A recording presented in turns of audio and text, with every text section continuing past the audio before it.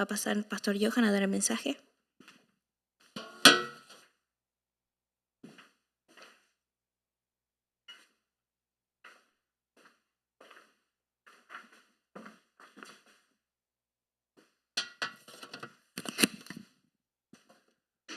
Veamos la palabra de Dios, Colosenses 2, versículos 6 al 7.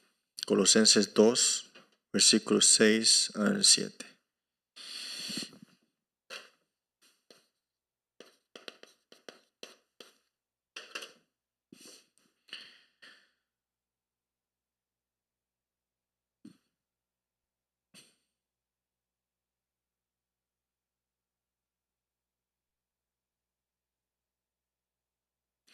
Si ya lo buscaron, vamos a leerlos todos juntos. Por tanto, de la manera que habéis recibido al Señor Jesucristo, andad en Él, arraigados y sobreedificados en Él, y confirmados en la fe, así como habéis sido enseñados, abundando en acciones de gracia. Amén. Hoy el título es Abundando en acciones de gracia.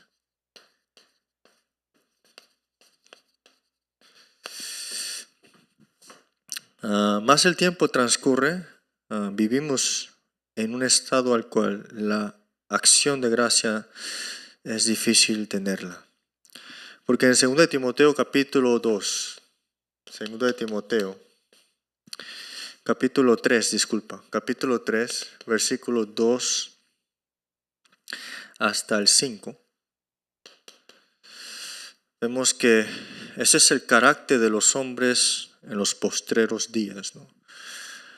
Nosotros estamos viviendo en estos postreros días, porque cuando Jesús vino a esta tierra, dijo, arrepentíos, el reino de Dios ha venido. En el momento que Jesús vino en esta tierra ya comenzó los postreros días, ¿no? No nos toca a los sazones saber cuándo vendrá Él, pero seguramente dijo que vendrá nuevamente. Pero en el versículo 2 dice, porque habrá hombres amadores de sí mismos, ávaros, vanagloriosos, soberbios, blasfemos, desobedientes a los padres, ingratos, impios, sin afecto natural, implacables, calumniadores, intemperantes, crueles, aborrecedores de lo bueno, traidores, impetuosos, infatuados y amadores de los deleites más que Dios, que tendrán apariencia de piedad, pero negarán la eficacia de ella. A estos evitas. Más el tiempo transcurre, las personas serán amadores de sí mismos. Ese es el estado actual del campo. ¿Cómo vamos a salvar un campo al cual las personas son amadores de sí mismos? Otros dicen que tienen apariencia de piedad, pero no creen en el poder de esa piedad. No creen en el perdón del pecado a través de Jesucristo. Todo va de acuerdo al esfuerzo humano en sí. Porque en el ser humano tenemos esa naturaleza de la religiosidad sin duda. Todo hombre quiere ser bueno. Pero en la palabra dice que en el hombre no hay nada bueno, no le nace nada bueno. Porque de naturaleza somos hijos de ira, dice así. No es que estamos llegando a asesinar personas como cristianos, ¿no? Pero con el pensamiento matamos a alguien también, ¿no? Jesús mismo dijo eso. Si detestas a alguien o piensas algo mal de esa persona, es lo mismo que ha hecho que una persona que ha cometido homicidio, ¿no? En otras palabras, Dios no ve el nivel del pecado que nosotros cometimos. Dios ve el pecado como pecado, ¿no? Pero el pecado es la desobediencia a la palabra de Dios, ¿no? Pero cuando tenemos la obediencia a la palabra de Dios, ¿qué se cumple? La voluntad de Dios. Porque las personas preguntan, ¿cómo puedo saber la voluntad de Dios? Es obedecer a las escrituras, ¿no? Obedecer a la palabra de Dios. Pero estamos llegando a un tiempo postrero, y vivimos, en un tiempo de los postreros días, al cual no quieren seguir la palabra, no quieren creer en la palabra, más quieren buscar su propia voluntad. Por eso es que cuando somos amadores de sí mismo, es que no va a haber gratitud, no va a haber acción de gracia, en otras palabras.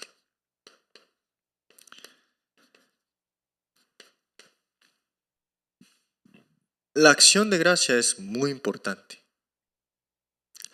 Cuando no tenemos la acción de gracia verdadera, en nosotros no va a haber paz. Y sin paz no podremos ver el futuro. Y sin poder ver el futuro, nuestro pasado va a ser siempre un conflicto, una opresión. Porque muchas personas se envasan a su pasado para vivir su futuro, la cual es el día de hoy, ¿no? Por eso, nuestra acción de gracia es condicional. Cuando alguien me trata bien, cuando alguien me sigue bien, cuando las cosas van funcionando, tenemos acción de gracia. A eso le decimos que es condicional. También, nuestra acción de gracia se envasa mucho a nuestra propia satisfacción. ¿Qué significa que a nuestra propia satisfacción? Es lo que yo deseo funcionó, estoy agradecido. Pero la acción de gracia que viene de Dios ante nosotros es absoluta. O decimos incondicional. ¿Y qué fue esa fuente al cual nos da esa acción de gracia fundamental o incondicional? Es Cristo.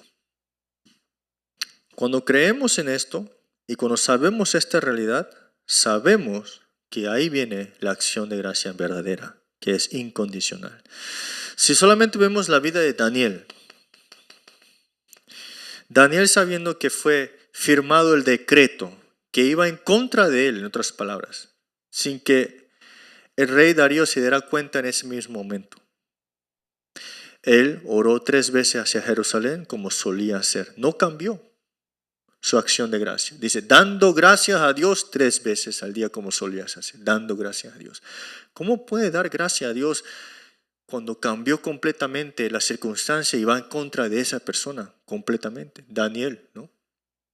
Más Daniel tuvo que orar, Dios, ¿por qué permitiste eso? ¿No? Pero Daniel no dijo eso. Dijo, dando gracias a Dios, oró hacia Jerusalén 3 veces como solía hacer. Ahí está la fuente de la acción de gracia verdadera. Sabía de la acción de gracia incondicional y absoluta de Dios. También José, no es que él estaba agradecido porque iba a ser gobernador. No es que estaba agradecido porque un día iba a ser la organización mundial. Estaba agradecido de qué? Que Dios estaba junto con él, no importar de la circunstancia. Y en fin, lo que Dios le había dado a José como la organización mundial, el sueño que le dio, fue cumplido en su tiempo debido, en el horario de Dios. Cuando conocemos el horario de Dios, sabemos por qué orar. Cuando no sabemos el horario de Dios, no sabremos por qué orar. En fin, alguien que tiene la acción de gracia verdadera, las personas alrededor notarán que la bendición de Emmanuel. Dios está junto con él. Génesis 39, 2, 3. Faraón viendo a José dijo, nunca he visto a alguien lleno del Espíritu de Dios. ¿Dónde hay otro hombre igual que él? Daniel también, cuando estuvo en los fosos de los leones, el rey Darío vino, ¿el Jehová que tú crees te ha salvado? Daniel nunca evangelizó a Darío de una manera directa, pero Darío sabía en quién creía él. Porque tenían ¿qué? La acción de gracia verdadera. Tenían la acción de gracia que es incondicional, que venía de esa fuente de Cristo. Por eso ustedes, para hacer las misiones y el evangelismo, necesitamos continuamente tener la acción de gracia fundamental, como acabo de mencionar. Esto no significa que tienen que forzarse a dar gracia porque es imposible. Porque nosotros somos hombre, limitado, débil. Por eso es que nos hizo hecho de envase, recipiente de barro que se pueda quebrar fácilmente, ¿cierto? ¿Por qué nos hizo como barro, con barro, no ese recipiente? Para que se quebrara fácilmente, ¿no? Pero ¿qué pasa? Lo que se quiebra queremos juntarlo y queremos pegarlo. Pero ustedes saben que cualquier jarra hecho de barro, cuando se quiebra o cuando tiene una ruptura pequeña, el agua sale de ahí, poco a poco. Ya no pueden contener esa agua, ¿no? Pero dice la palabra que Dios quiere romper ese jarra frágil hecho de barro para poner sus tesoros en ese recipiente ya. ¿Y sus tesoros quién es? Cristo, la palabra que es viva y eficaz. Por eso, más el tiempo transcurre, más los problemas nos encontramos y nos hace dar cuenta que nos está quebrando a nosotros. En otra palabra, Dios desea que salgas de centrado de ti mismo a centrado a Dios ahora. Eso es verdadero amor. Ese es el verdadero motivo y el propósito absoluto de Dios. Que salgamos del yo. En fin, es lo que Dios quiere. Pues la acción de gracia fundamental tenemos que buscarlo y disfrutarlo. No de una manera anterior o como solíamos hacer. En Colosenses 2, versículo 6, ¿no lo leímos? Lo leímos hoy, ¿no? Dice que, ¿qué dice Pablo ante la iglesia de Colosenses? Porque la iglesia de Colosenses, los creyentes estaban en una disputa, al cual había una gran división en la iglesia. Y Pablo le dice, pero ¿dónde tú estás ahora mismo? ¿En dónde estás tú arraigado? Donde estás arraigado, que es en Cristo, ahora edifícate en Él y confírmalo en la fe, dice así. Confírmalo en la fe. Pablo le está diciendo a la iglesia de Colosenses seguramente de que lo que Dios quiere para usted es que te enraíces en Cristo nada más. No es que le siga la corriente a la persona para que se mejore o para que todo esto se arregle, sino que tu deber y tu primer misión en tu vida es arraigarte en Cristo nada más. Eso es lo que Dios siempre quiso y siempre lo va a querer. Para eso es que Dios nos creó a nosotros, para que salgamos del yo. Yo soy. Yo tengo razón, yo tengo más autoridad, yo tengo más influencia, yo mis palabras. Todo esto va fuera del reino de Dios. No tiene comunión, no tiene correlación con el reino de Dios. Ustedes saben del sermón del monte, ¿no? Cuando Jesús habló también sobre las parábolas, todo esto habla de ¿qué? Salir del yo. Porque el gran problema es el yo, en otras palabras.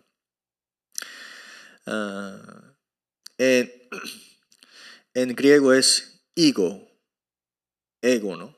Salir de ese ego. Pero tristemente el cristiano ha caído en eso también, tristemente. En vez de ver la misericordia y el poder que dije, la piedad que hay en ese poder, el poder que hay en esa piedad de Cristo, no lo creen, pero solamente aparentan tener la piedad, aparentan. Por eso, lo que José tenía como acción de gracia, nadie se lo podía arrebatar. Nadie. ¿Por qué? Porque era espiritual. Si fuera físico, sí. Porque la verdad le ha quitado todo lo que José podría tener para dar acción de gracia. ¿Cierto? Pero estaba en prisión, esclavo. Estaba puesto como mentiroso. Como persona que había hecho un asalto sexual a la esposa de Potifar. Todo esto le pusieron a él, pero esas cosas no importaban para quitarle la acción de gracia, porque él tenía la acción de gracia de ¿qué? En lo espiritual.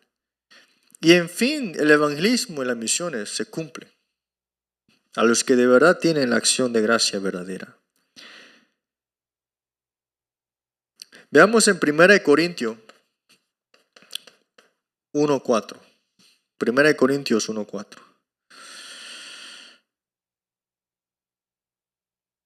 Dice, gracias doy a mi Dios siempre por vosotros, por la gracia de Dios que os fue dada en Cristo Jesús. Nosotros, la única manera de que podamos dar gracias a otros o gracia en estas circunstancias es porque Dios me ha dado la gratitud para salir completamente de lo que yo antes estaba caído. Por eso estamos agradecidos, la salvación. Por eso yo no tenía ninguna razón para ser salvo, pero Dios envió a su Hijo unigénito para salvarnos. Cuando nos ponemos a pensar sobre esta parte que Dios contra Satanás, eso no existe. Dios no está en contra de Satanás. Satanás es criatura. Dios no pelea con la criatura. Dios conquista sobre toda criatura, porque Él es creador de todas las cosas y todopoderoso. Él no está en contra de Satanás, Él no está en contra de lo que hace Satanás. Él produce el bien en lo que hay mal también. ¿Qué significa eso? El mal no detiene el plan de Dios, en fin. Jamás en la historia que vimos hasta ahora, el mal detuvo la expansión y la proclamación del Evangelio.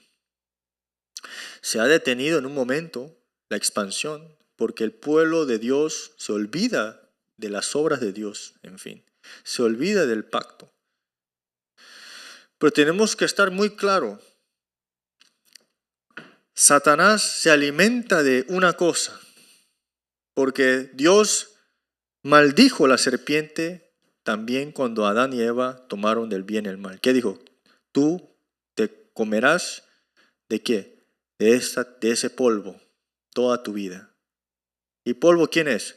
Nosotros. Nosotros somos polvo. En otras palabras, Satanás tiene solamente una razón para vivir, es comer del polvo. ¿Y qué va a comer de nosotros? No es que no va a comer físicamente, sino que Él existe para que tú tengas incredulidad nada más.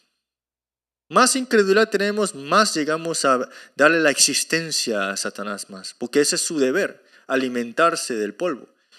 Y el polvo es inútil. Y el incrédulo es inútil sin Dios. Pero el creyente con incredulidad es inútil, en otras palabras. Me explico aquí.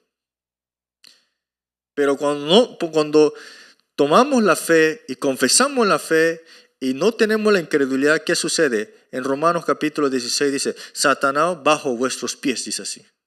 Satanás no es que va a morir, dice, se rendirá ya, se rinde a esto ya. Por eso tenemos que estar claros. Las tinieblas que están cubriendo Latinoamérica, eso no es el fin. Tristemente trae maldiciones y desastres, porque no se está proclamando el Evangelio en ese lugar. Tienen que estar claros en eso. Tienen que ser de verdad ustedes, pueden ser como sinceros. ¿Por qué las iglesias en Latinoamérica y en los campos de Latinoamérica, aún estando las iglesias, por qué están sufriendo esa región? No hace sentido, ¿no? Y aún nos dicen, no, es que las tinieblas son muy fuertes aquí. ¿Y ustedes qué piensan? ¿El evangelio que tiene usted no es más poderoso que estas tinieblas? Es que no creemos ya en esto. ¿Y qué pasa? Nos hemos hecho enemigos con el campo. Y no debería ser así, ¿no? Recuerden, lo que salvó a Israel de Egipto de 400 años de esclavitud fue el día de Pascua. ¿Y el día de Pascua qué es? El sangre del Cordero. Lo que los libró completamente de la maldición del pecado y de los desastres fue la sangre del Cordero. Ese fue el día de Pascua.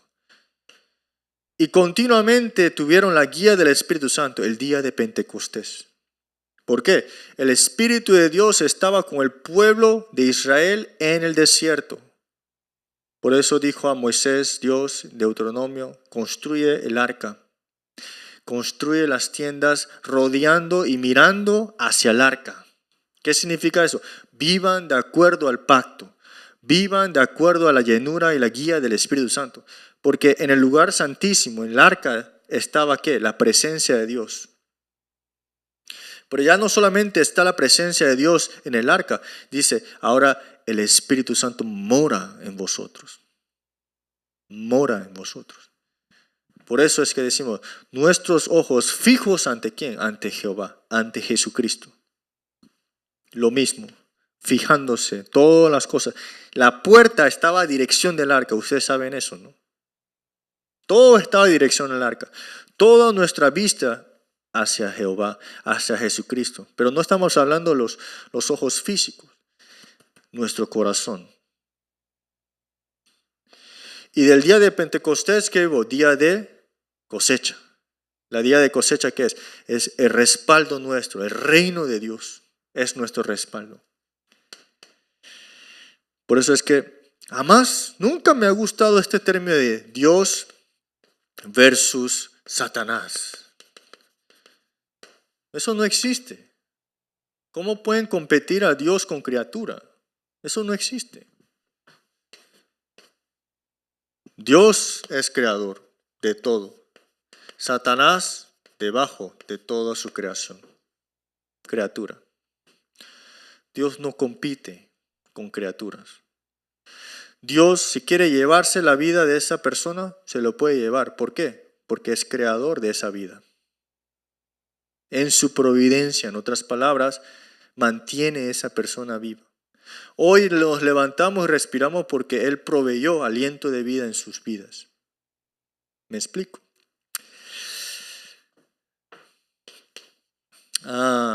Había un teólogo de China que estudiaba el término o el idioma hebreo. Yo creo que lo han visto también. No sé si es correcto o la manera que lo interpretaron correctamente, pero veo que tienen concordancia, ¿no? Y lo que decía es que la palabra Jehová en hebreo es Yahweh, ¿no?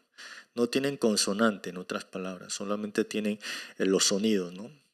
Entonces, la palabra Yahweh, nosotros decimos Yahweh, pero en la verdad no tiene A ni tiene E. Cuando lo dicen, dice que suena como respirar, como el así pues.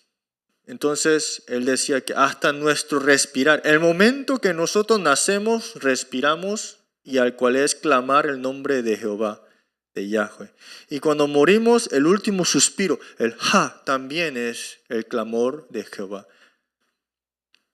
Y yo me di cuenta, tiene razón porque en el Salmo dice, toda criatura, árboles, flores, animales, toda la cosa, alaben a Dios, dice así. El ser humano fue creado para alabar a Dios nada más. Hasta nuestro suspiro, hasta nuestro respirar mismo, clama el nombre de Jehová. Por eso es que ustedes tienen que saber el valor que hay en su vida, qué es lo más valioso. Y de ahí viene la acción de gracia verdadera.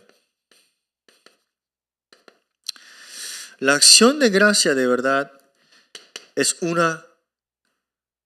valor en nosotros. ¿Y ese valor es qué? Que Dios me ha llamado. Más claro, Jesucristo mismo los llamó a ustedes. Cuando Jesucristo llamó a Pablo en Hechos 9:15, este es instrumento escogido para mí, para los gentiles, para los reyes, para que regresen a mi reino, para que escuchen este evangelio. Llamado. Ustedes fueron llamados ¿para qué? Para proclamar este evangelio y para hacer las misiones como discípulos. Dios lo llamó a cada uno de ustedes como discípulos, no como creyentes nada más. Porque los que creían en Jesucristo se fueron al final, se escaparon, lo abandonaron, lo traicionaron. Pero en fin, los discípulos, aunque se habían escapado, estaban esperando ¿de quién? De Jesucristo. Los que se fueron y los que no eran discípulos, regresaron a lo que ellos querían hacer al final. Recuerden, nosotros fuimos llamados por Jesucristo. Fueron escogidos. En inglés, election, ¿no? Escogido. Entonces, eso es su valor, su razón más valiosa de vivir. Fueron llamados para el evangelismo y las misiones. Y por último, todas las cosas que suceden en nuestra vida, tómenlo como mensaje. Cuando mi pastor decide no hablarlo significa para mí un mensaje de que hay que orar. Nosotros tenemos que sacar y salir de esa inquietud de querer saber todo. Hay que salir de eso. Porque la inquietud de querer saber todo es estar en la misma posición al cual Dios está. Porque Dios es el único que sabe todo. Pero nosotros tenemos la tendencia de querer saber todo. Es nuestra naturaleza. Pero tenemos que salir de eso. ¿Qué nos hace bien saber todo al final? ¿Qué te hace bien saber todo? Más recibamos todas las cosas que las personas dicen, las personas hacen, o las personas que no hacen, o todas las cosas como el mensaje que Dios nos está dando. Todas las escrituras, todos los eventos que sucedieron, en fin es el mensaje al cual Dios quiere decir una cosa. Sal de la idolatría y regresa a mí. Sal de lo tuyo, adórame a mí. Yo soy el único que te puede bendecir. Porque los otros dioses que adoraban los paganos, también recibían bendiciones de ellos. Pero Dios dijo, yo soy el único que provee las verdaderas bendiciones. Ese era el mensaje que continuamente en el Antiguo Testamento se estaba dando. Y el Nuevo Testamento es igual. Y ahora para nosotros también es igual. Hoy pasaron por algo. Hoy alguien le dijo algo. Hoy alguien le molestó. Hoy alguien le dio persecución. ¿Cuál es el mensaje de Dios ahí? Tienen que encontrar eso. Porque aquí es cuando sale su confesión de fe. La confesión de fe solamente sale cuando el mensaje es proclamado en nosotros o el mensaje entra en nosotros. En otras palabras, la palabra de Dios entra en nosotros. ¿Cómo es que puedes confesar la fe sin la palabra? Dice, sin fe es imposible agradar a Dios. Sin fe Dios no puede obrar. Si no hay palabra en nosotros, ¿cómo van a confesar la fe? Eso es una fe vacía, una confesión de fe vacía, al cual muchas veces habla Santiago sobre eso. La confesión de fe inevitablemente viene de la palabra. Tenemos que estar en la palabra, dentro de la palabra. Así es que podemos dejar una herencia espiritual.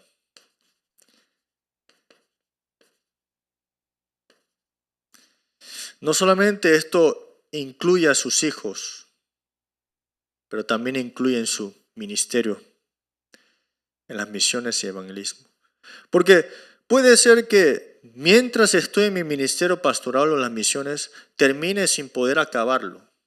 Porque no es nuestro deber de acabarlo en mi tiempo. Porque hay un tiempo debido para todas las cosas en el plan de Dios, en el horario de Dios, ¿no? Que yo la quiero terminar en mi tiempo es salir fuera de la soberanía de Dios. Es ser yo mismo Dios. Es imposible. Si fuera así, entonces Pablo tuvo que poner todo su esfuerzo para terminar su carrera, ¿no? Pero él deseaba proclamar ante Roma, ante César, ¿no? Compadecer ante César. Pero sería bueno que no hubiera muerto ahí y hubiera proseguido más hasta Turquía, ¿no? Hasta España, ¿no? Pero no fue. Pero el evangelio se detuvo o se expandió más. Más y más. Vean ustedes en Hechos capítulo 9 también. La iglesia primitiva fue perseguida. Fueron esparcidos, pero dice que la palabra de Dios prevalecía poderosamente e incrementaba más el número, dice así. El rey Herodes no entendía por qué los creyentes incrementaban aunque lo mataban más. Cuando el Espíritu Santo obra, nadie lo puede detener. Por eso, no es acabar mi ministerio cuando yo estoy. No es preocuparme qué voy a dejar atrás en mi ministerio cuando yo no esté. Es confesar la fe en nuestra trayectoria en el pacto. Esto no importa cuánta edad tiene usted. Esto es el mensaje y la palabra que está en usted, en su corazón. Por eso, espero que ustedes vivan una vida que es valiosa. Y esa vida valiosa es en el evangelismo y las misiones.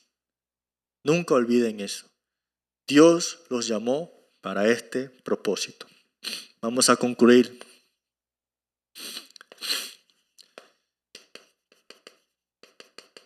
La batalla espiritual no depende del resultado. ¿A qué me refiero aquí? A veces pensamos que la batalla espiritual es que ganamos ahí. No, la batalla espiritual puede ser que perdemos, pero hemos ganado. Porque Pablo dijo, morir es mi ganancia en Cristo. Dice así. Perder es ganancia. Botar lo mío era ganar todo. Desecho mis cosas y quiero agarrarlo de Cristo, dice Pablo así. ¿Qué ven aquí? La batalla espiritual no es ganar. De que este problema está ahí y se resolvió, lo gané. O que este problema estaba y yo oré y se desapareció, gané. No, la batalla espiritual no es dependiente al resultado.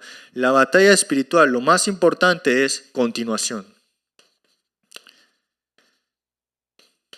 Por eso que en el libro de Tesalónicas continuamente dice, continuamente sin cesar, ora en acción de gracia. Sin cesar. Nuestra batalla espiritual es sin cesar, no para que veamos un resultado de esa batalla espiritual, sino que continuamente veamos claramente lo que Dios tiene provisto.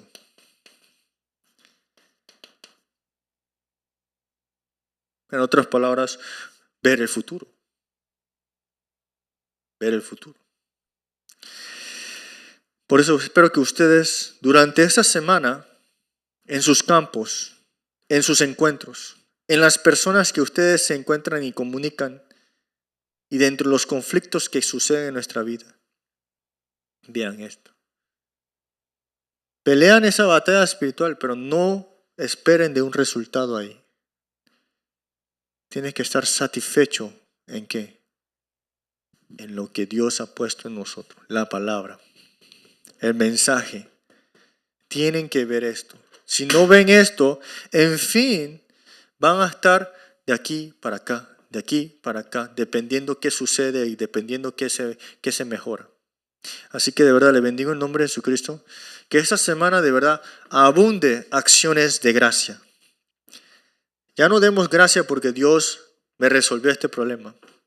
Demos gracia porque Él me sacó completamente de toda maldición del pecado y de la muerte.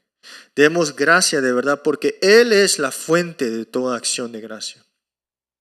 Porque en fin, toda acción de gracia se va a conllevar para que adoremos a Él nada más. El culto. Y que toda nuestra vida ahora continuamente sea una confesión de fe. Oremos. Dios, muchas gracias por este tiempo, danos la llenura del Espíritu Santo. Continuamente estemos en la guía y las obras del Espíritu Santo para que podamos tener la batalla continua espiritual. También recuerdo los campos de Latinoamérica en tiempos de dificultades, que no tengamos las expectativas de que va a haber un buen resultado, sino que podamos tener la oración sin cesar, pero en acción de gracia. Por la gracia de nuestro Señor Jesucristo, que es la solución de todos los problemas, el amor infinito de nuestro Padre Dios, la llenura de la morada y las obras del Espíritu Santo, sea sobre todos los obreros de Latinoamérica que están aferrándose a tu palabra online, también en sus campos, en sus casas, sean para siempre juntos con ellos. Amén.